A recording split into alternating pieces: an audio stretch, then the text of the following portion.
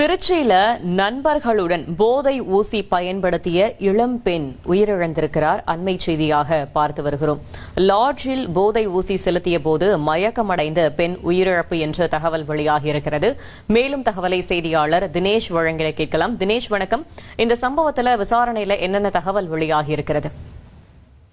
வணக்கம். அதாவது திருச்சி அரியமங்கலம் பகுதியைச் சேர்ந்தவர் சதாம் ஹுசைன். இவர் அதே பகுதியைச் சேர்ந்த ஒரு 18 வயது இளம் பெண் ஒருவரை காதல் புரிந்துள்ளார். மேலும் அந்த பெண் 12ஆம் வகுப்பு வரை படித்த நிலையில அவர் திருமணம் உள்ளிட்ட பல்வேறு நிகழ்ச்சிகளுக்கு வேலை பார்த்து வந்துள்ளார்.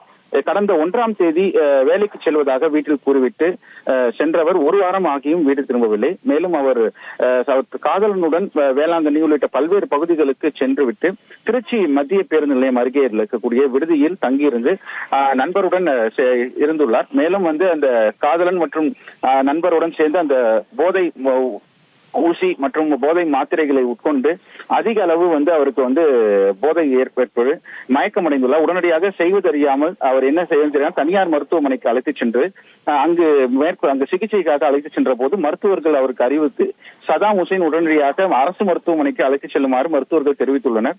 இதனை அடுத்து இந்த இளம் பெண்ணை அரசு மருத்துவமனைக்கு அழைத்து சென்றுள்ளனர். அவர்களை பரிசோதித்த மருத்துவர்கள் அந்த பெண் இறந்ததாக தெரிவித்துள்ளனர்.